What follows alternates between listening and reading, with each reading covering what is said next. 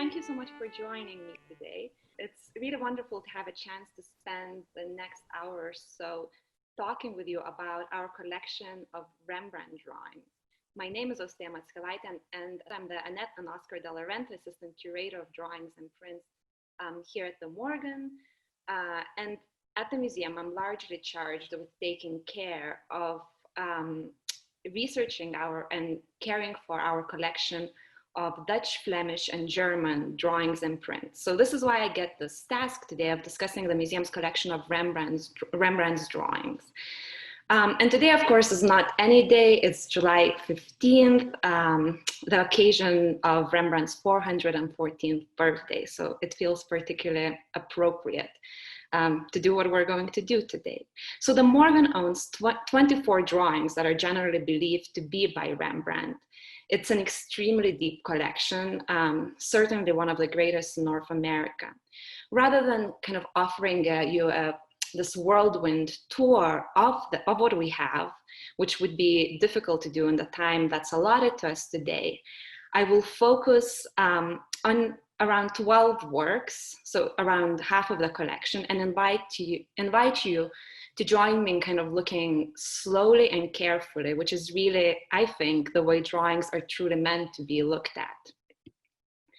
So Rembrandt is probably one of those artists that don't need much of an introduction, but I thought I would just begin by giving a very quick sketch of his early life. So the artist was born in the Netherlands in the city of Leiden, on this day in 1606. We encounter him here in the series of small small etched self-portraits made in his early 20s. Although he didn't come from a noble or patrician family, he was not simply a poor artisan either. Rembrandt's father, Herman van Rijn, came from an old, prosperous, well-established family of millers, and he was a half owner of a mill called the Rhine. His mother, Cornelia, was a daughter of a very prosperous and well-established baker. Rembrandt attended the city's Latin school, where he would have studied Greek, Latin, as well as classical literature and history. And we see those interests later kind of manifest themselves in his drawings. He was the second youngest of 10 children, so he was not really required to join the family business. Instead, at the age of 14, he enrolled to study at the Leiden University, one of the oldest universities in the Netherlands, and eventually, around the age of 16, turned to learning how to paint. This started with some trial and error, and the very, very earliest works by Rembrandt show him as an artist who is still definitely in the making. However, by the time in the mid-1530s, when we encounter his earliest drawings in our collection, he is extremely good at what he does. Here I'm showing two small-scale studies of male heads, which Rembrandt drew at this time. These tiny drawings almost certainly originally belonged to a larger sheet of studies, which might have resembled this later but still intact drawing at the Barber Institute of Fine Arts in Birmingham. In the Morgan sheets, the artist is using a fairly fine quill pen, carefully describing the physiognomies, facial hair and headgear of these figures, really working on a minute scale. These look big on your screen, but these are relatively tiny drawings. I particularly like the way in which the face of the man at left, seems just completely shaded. It is composed of a dense constellation of pen lines, yet remains completely legible. Although what we see here is only a partial drawing of a human figure, only a bust, I'm struck by the man's extremely convincing physicality. He's leaning just slightly forward, but looking more or less straight ahead, with his back slightly hunched. As such, he's rendered not only in a kind of virtuosic manner, but also very, very sensitively and empathetically, and appears to be palpably present. Similar heads appear in prints and other studies by Rembrandt throughout the 1530s, but we don't think that this particular drawing, the drawing at left, was made with this kind of function in mind. Instead, we can think of it as part of Rembrandt building a mental as well as kind of physical paper archive or repertoire of human form, expression, and costume. Beyond the ways in which such studies could eventually become useful in making other works of art, they are also evidence, I think, of just the great pleasure which Rembrandt took in the very act of drawing. And that is this contemplation of pleasure in drawing is something that can really get forgotten in these complicated art historical arguments surrounding attribution, functions, and dates. That said, it is of course the case that some of these early figure studies had extremely specific function. The man in an ornate fur hat, which you're seeing at right, is one of a large number of at least 6 preparatory studies that Rembrandt produced when he was making a painting of St. John the Baptist preaching, now in Berlin. As you see, this was not large, but extremely complex and ambitious composition with a large number of figures arranged in small groups along a diagonal slope. St. John the Baptist can be seen gesturing just to the right of center, illuminated in this golden warm light. And here, right along the vertical axis of the composition is our figure, a Jewish scribe, turned away from the spectacle, looking down and engaged in conversation. As was his practice at the time, Rembrandt probably produced this drawing not as part of some kind of methodical preparation in anticipation of creating the picture, but he started working on it when he was already in the midst of painting, turning to drawing as a kind of problem-solving mechanism to help him find the best and most effective way of rendering some of the central figures and figure groups, and also where he also probably relied on models. In our close looking and discussion of the drawing, some of you might have noticed that something else, something very interesting, is happening in this sheet. Rembrandt appears to have included a self-portrait on the left side of this tiny image. Above it, there's an eye looking up, also presumably belonging to the artist. All these fragments, the head with the ornate hat, the self-portrait, and the eye seem to have been done in the ink that's kind of in the same shade. And so I would suggest that this was done at a kind of in the same drawing campaign. So we can think of this drawing as a kind of, you can imagine that the artist, is finishing his observation of the model and then swiftly, prompted by who knows what, turns his attention towards himself with looking at his reflection in a mirror or a window. While small and clearly very quickly drawn, this self-portrait exemplifies Rembrandt's unparalleled ability to translate that which he sees in just a few rapid strokes of the pen.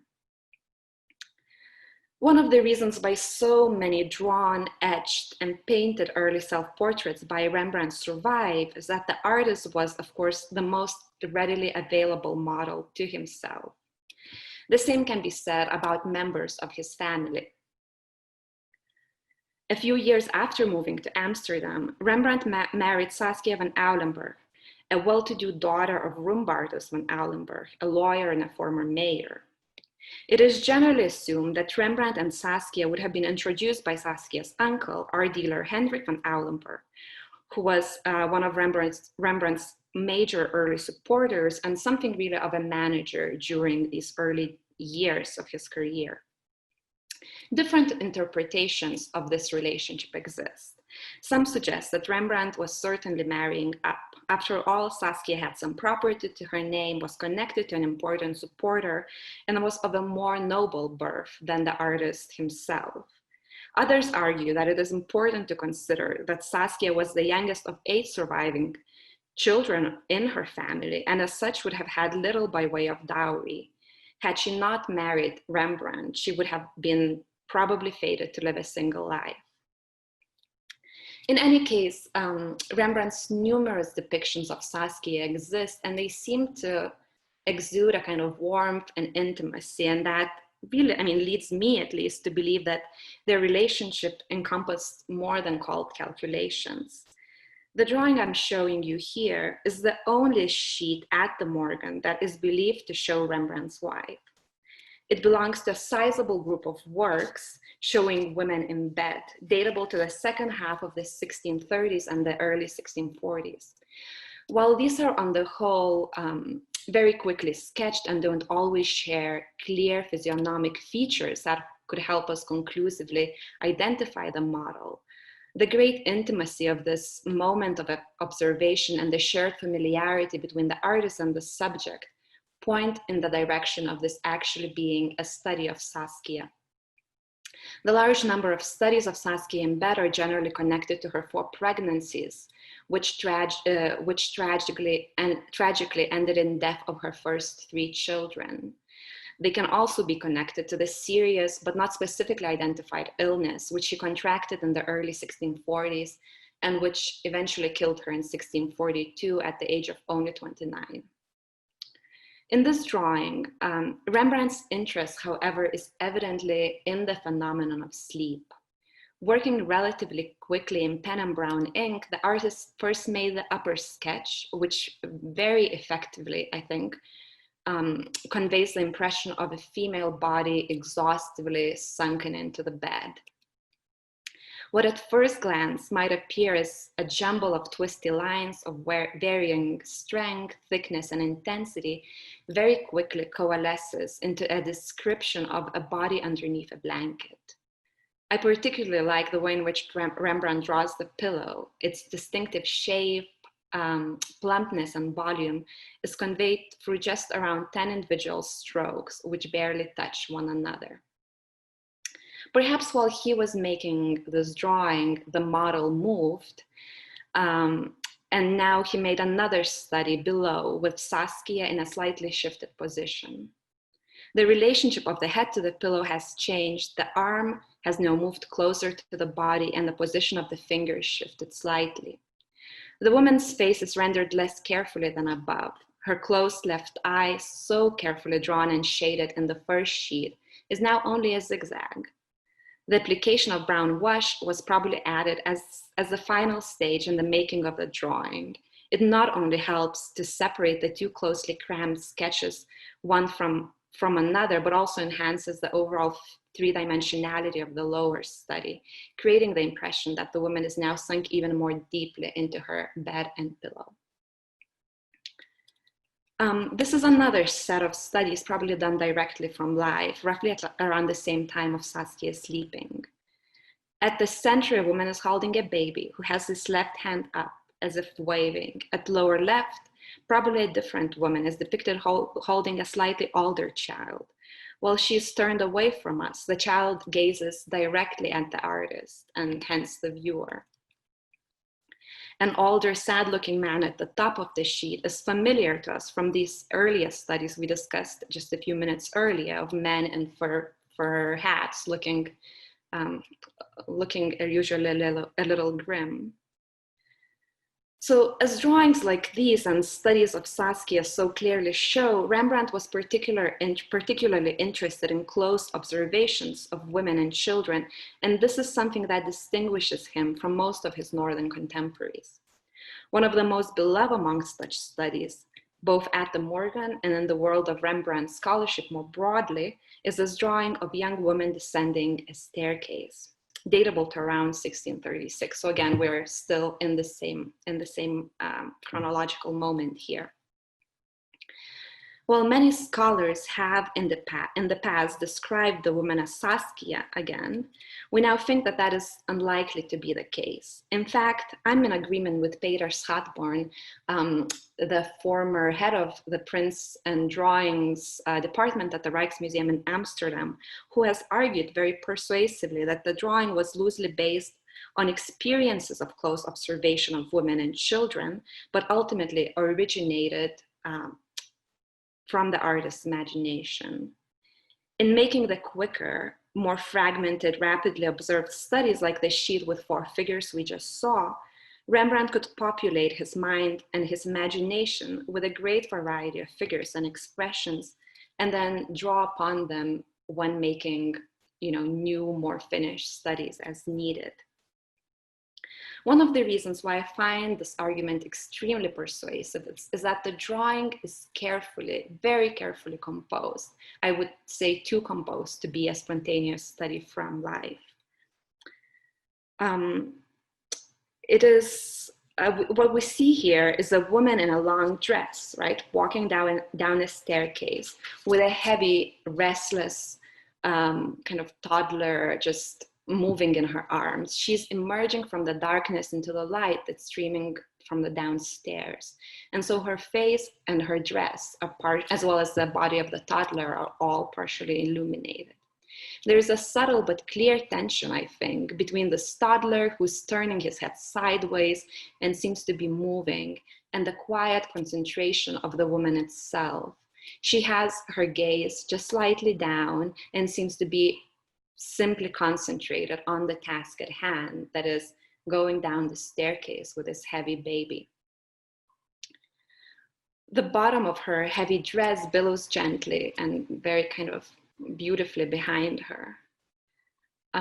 Rembrandt's mark oscillates between the extremely descriptive fine lines used for rendering the figures' faces and heads and the heavier, more rapid strokes used for the rest of their bodies. In the shaded parts, he combined diagonal zigzag-like strokes of the pen and a brush heavily loaded with brown wash. As a result of all of these visual strategies, the intimate, quiet drawing is ultimately, I think, really imbued with this unexpected but real feeling of drama. Made not too long after the woman descending the staircase, the next 2 drawings belong to a group of only 4 studies, 2 at the Morgan and 2 at the British Museum in London, that are exceptional within Rembrandt's drawn body of works, both in terms of their subject and in terms of the media that is being used. In this drawing, we see, on the left, we see 2 horsemen drawn slightly from below. One of them is wearing a tall hat adorned with feathers, and another is wearing a beret. These hats, and especially the cartwheel ruff, which is worn by the figure closest to us, is the kind of dress that was no longer popular at the late 1630s when Rembrandt made this drawing, but really was much more fashionable in the beginning of the 17th century. And as a result of that, it has generally been assumed that the drawing depicts actors dressed in historicized costume. It has therefore been proposed that the sketch records not a scene of everyday life, but figures from a festival or a pageant, which might have been witnessed by Rembrandt. More specifically, the studies might have been made during the festivities celebrating the wedding in February of 1638 of Louise Christine von Solms, the sister-in-law of the stadtholder Frederick Hendrik, and Johan Wolfert van Brederode, a Dutch nobleman in The Hague. Something of the vividness and the flair on these kind of public celebrations is beautifully conveyed in this sheet, not only by, the way Rembrandt draws the subject, the kind of this fantastic moustache and the plumage that we see, but also through the medium and the technique that the artist is employing. In addition to using pen and wash, which, as we have seen so far, were really the most common materials that Rembrandt was using to make his drawings, the artist also further worked the drawing by adding strategic touches of red chalk, yellow chalk, and white opaque watercolor. So you can see watercolor in the ruff that the man is wearing. The yellow can be seen on the sleeves, and the red, for example, in the shoes. As a result, this and 3 other related drawings have an effect that's kind of much more painterly, much more finished, much more playful than many other works where we have encountered today. As we will see towards the end of my talk, this rich combination of techniques was only used in one other set of drawings produced by the artist almost 2 decades later. A booklet published to commemorate the wedding festivities of 1638 include descriptions of groups of Black musicians and Black drummers who participated in the royal parade. This is important because it coincides with what we see in the Morgan's drawing and its pendant in the British Museum. In that work, which you see at right, we encounter 2 figures, a Black drummer astride a mule playing a kettle drum, and another man, probably in a costume of a commander, holding a ceremonial staff rather than a drumstick. In our sheet, we see a group of musicians, and 3 of them, the 3 closest to us, are Black. The figures on each side of the group are playing either shawms or trumpets, while the figures in the center seem to be playing transverse flutes. It is interesting to note that the carefully colored and outlined costumes of the men closest to us in the 2 drawings appear identical. Elmer Colfin, who is one of the art historians that has done most research on the subject of Black bodies in Dutch and Flemish art, describes them as theatrical, pseudo-ancient military dress with exotic headgear. The men in the British Museum sheet are depicted with pearl earrings, which was a typical attribute included in such depictions during a period. We know virtually nothing about possible identities of these particular musicians, and that is, at least in the case of these drawings, was not something that Rembrandt was interested in. As is well known, Rembrandt was very interested in theater, and he evidently thought of these figures in the context of theater or the stage. Even the composition of the Morgan drawing seems to indicate this interest, as the musicians are placed in the middle ground of the composition, moving together in a kind of slightly diagonal line as if they were on stage. In other words, in these particular drawings, there is little concern with individualities or personalities of the figures depicted, but instead emphasis on the spectacle taking place. And I think that applies not only to the 4 musicians, but also to the 2 actors in the other drawing I just described. However, it is important to mention that recent research, much of which has been highlighted in the exhibition here, Black in Rembrandt's Time, at the Rembrandt House Museum in Amsterdam, has revealed that around this period, the total of 100 Black people, 3 not enslaved, were living in Amsterdam. Although the Dutch actively participated in the slave trade between the 17th and the 19th centuries, the Dutch colonies of Suriname and the Dutch Antilles and the Dutch colonies of Suriname and the Dutch Antilles were one of the last places where slavery was abolished in the world. In the Dutch Republic itself, slavery was never actually legal. Starting around 1630s, there was actually a small community of free Black people living right in Rembrandt's own neighborhood in Amsterdam, in the very heart of the city. So it is almost certain that Rembrandt would have encountered Black people in his surroundings, made drawings of them from the life, as we see in these studies, and also asked them to pose as models. So far in this talk, we have looked almost exclusively at figure studies. But Rembrandt, of course, was also remarkable as a landscapist. Particularly during the period between 1640 and 1652, he seems to have spent just a lot of time wandering in the Dutch countryside and the environs of Amsterdam with pen and paper in hand. The Morgan's collection includes 4 landscapes by the artist, and the one I want to discuss in more detail today is this really spectacular, relatively recent acquisition given to the Morgan in 2006 by Eugene and Claire Thaw. The great Dutch drawing scholar Frits Luck, writing about this drawing in the early 20th century, identified it as a panoramic view from the top of Amsterdam's city wall facing southwest towards the Boulevard de Rose. On the right, we see a functioning mill, popularly called the smear pot or the grease pot. This mill looks different from what we're used to today because it is a type that is called a post mill, the earliest type of a European mill. Rather than having a movable cap, the whole upper body of the mill could be moved to face the wind. And we know this very specifically because in this drawing, Rembrandt is very carefully describing the poles, this kind of just in a few diagonal strokes, using which this, the turning of the mill to face the wind would be accomplished. Right to the left of the mill, there are two clusters of houses. Don't forget that we're seeing this from an elevated perspective. And so the first cluster, positioned right next to the mill, is only visible as far as rooftops go, while the second cluster is visible completely. A drawing in Budapest at the Fine Arts Museum there, possibly executed on the same trip, shows a drawing of these same two clusters of buildings from a slightly different, lower perspective.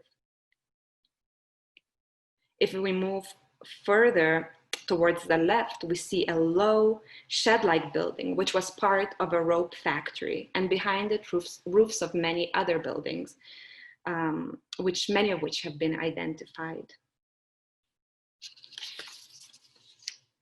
And right in front of the shed-like building, there's also a kind of a footpath that we know went all along the city wall. As in the case with so many of the drawings we've discussed today, the landscape study did not have a specific function. Instead, it exists as a kind of carefully composed and carefully finished trace of Rembrandt's interest in the topography of Amsterdam and its built environment, and also a kind of study of particular atmospheric effects. If you look very closely at the shaded buildings at left, especially the ridges of roofs, you see the way in which the artist left these extremely thin areas of paper unworked, just to indicate the way in which light catches these surfaces. He masterfully modulates his pen work from bold and confident, intense strokes in the foreground to extremely light touches, which seem just barely touch the paper. Describing, for instance, the fence and two birds perched on it in the distance. To me, this particular landscape is really the kind of sheet that keeps giving and keeps revealing these tiny moments of ingenuity the more time you spend looking at it. Of course, we're not the first generation of art viewers who notice and enjoy all these various facets and details in Rembrandt's drawing. They were much loved, appreciated, and collected already in the artist's lifetime. This particular landscape is a great case study of this, and its history can be traced almost to Rembrandt's own lifetime. As the letter F in the bottom left corner indicates, the drawing once belonged to the collection of Nicolas Flinck. Flinck was the son of Hovert Flinck, Rembrandt's pupil. He inherited a large collection of mainly Dutch and Italian drawings from his father and continued adding it. The collection was much admired during Flinck's lifetime and then was purchased after his death in its entirety by the Dukes of Devonshire in the early 18th century. The drawing stayed at Chatsworth in the Devonshire collection until 1984 and then eventually made its way to New York, to Midtown. In part because of its provenance, in part of its particular kind of stylistic characteristics that connected to other drawings in a bigger group, and frankly, in part because of just the very high quality of draftsmanship, this drawing has always been regarded to be authentically by Rembrandt. But this is relatively rare in the field of Rembrandt's studies, which have been shaped by a very long history of debates regarding whether this or that drawing was made by Rembrandt himself. As we have seen, Rembrandt made the vast majority of his drawings simply for himself in order to hone his skills, to test compositions and ideas, or also just kind of make note of a specific motif. Very, very few, just under 20, are signed. Many works relate to his activities as a teacher, and that further complicates these issues of attribution. Over the course of 40 years, when he was an active artist, Rembrandt had a large number of pupils who aimed to emulate his style. Barely a generation after his death, works by students and imitators already passed as originals by him. So by the end of the 17th century, there was already confusion about what is and what is not an authentic Rembrandt. 3 centuries later, scholars are continually refining what they think is Rembrandt's true body of work. And there is this commonplace saying now that basically every generation creates its own Rembrandt. This is a huge subject and one that could have been a topic for an entirely different lecture. Still, for the purpose of our discussion, I wanted to quickly illustrate the immense transformation in how we understand what is and what is not a drawing by Rembrandt through the example of the Morgan's own holdings. In 1909, Pierpont Morgan began collecting all master drawings through the acquisition of 1,500 sheets from a pre-Raphaelite painter and art dealer, Fairfax Murray. It was believed to contain the staggering number of 43 drawings by Rembrandt, which you see here.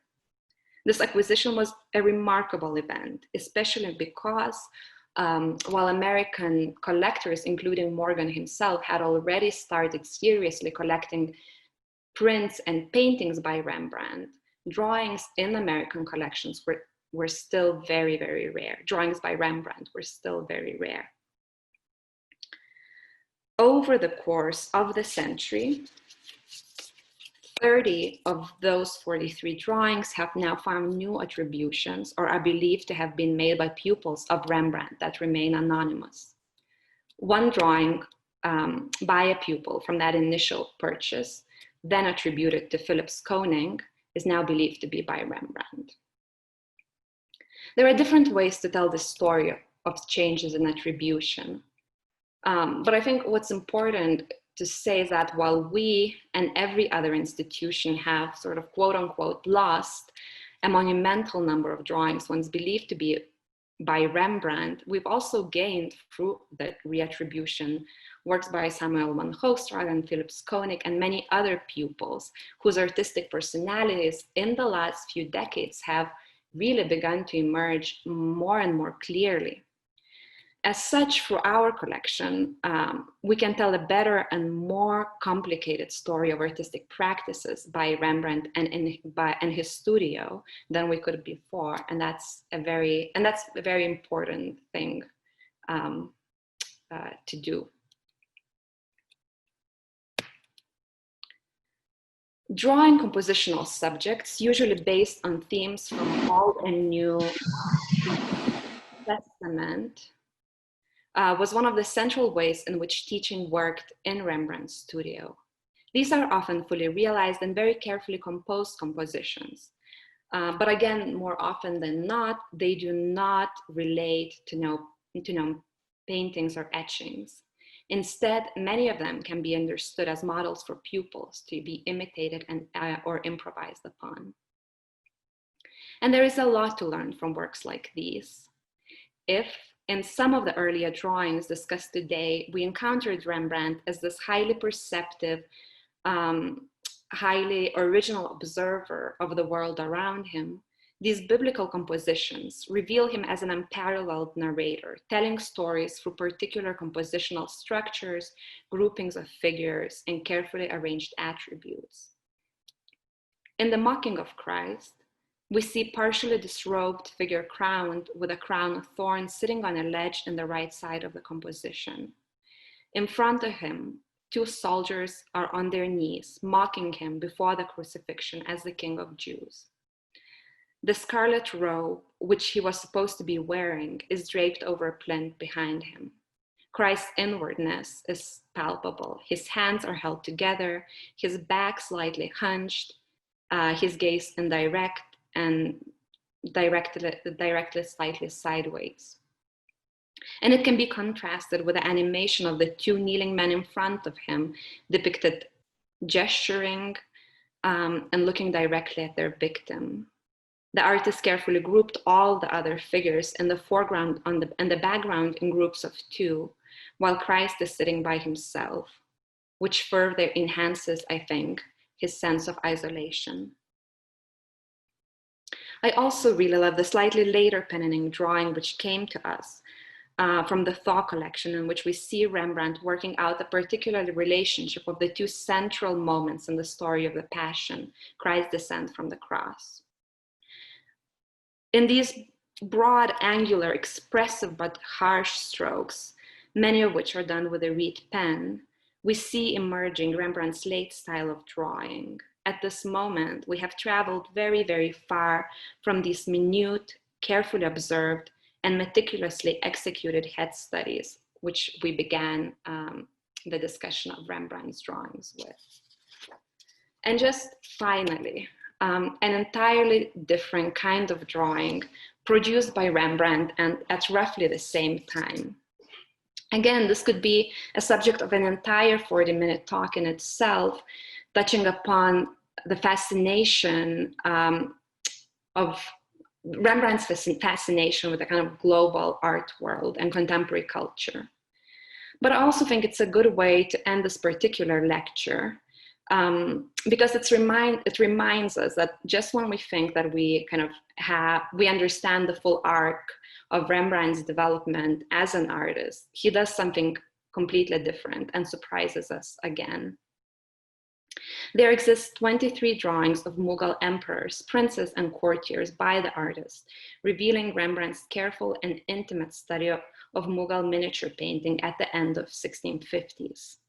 2 years ago, an exhibition organized by Stephanie Schrader at the Getty Museum brought almost all of these drawings together and exhibited them in juxtaposition with actual miniature paintings that inspired them. And the show included also these two drawings from the Morgan's own collection. Here, I'm juxtaposing the Morgan's Indian warrior with a shield with a Mughal manuscript leaf, now at the Cleveland Museum. As you see, the motifs are very closely related, but I'm not trying to suggest that this was an exact source that Rembrandt copied. Iconic compositions in Mughal workshops were commonly copied and reused, which makes it actually very, very difficult to trace the precise sources of Rembrandt's works. Similarly, we're not exactly sure whether the artist himself owned an album of Mughal miniatures or how he would have come to note such artworks. In general, we know that he benefited from Amsterdam's international art market, which would have allowed him to access works of art as well as various curiosities far beyond the European tradition. A 1656 inventory tells us that Rembrandt himself owned a large number of foreign objects, including, for instance, as many as 60 Indian hand weapons. Such goods were imported into Amsterdam by the Dutch East India Company, which was in fact established specifically in order to trade with the Mughal Empire in 1602. However, Rembrandt's inventory does not refer to specific Mughal albums. It seems more likely that these paintings were owned by one of Rembrandt's wealthy patrons, and that's how Rembrandt would have gained access to them. The care which Rembrandt placed in executing these drawings is evident in the high degree of finish and careful compositions that characterize virtually all Mughal studies. As I had discussed in relation of the study of the four musicians, the use of color is rare in Rembrandt's drawings, and the Indian sheets are the only other instances in which this is used. The penwork is extremely careful, and some have suggested that the artist tried to adapt his particular way of drawing to the subject at hand. So he tried to perhaps imitate not only the subject, but also the style of drawing in Mughal painting. The perceived special status of these works is further reinforced by the fact that to make these drawings, Rembrandt used rare and expensive Asian papers. So these two are made on Japanese paper. While this is something that was common in his prints from the 1640s onwards, the studies of Mughal paintings are the only drawings where this is the case. And this is where I leave you today with these remarkable images by Rembrandt.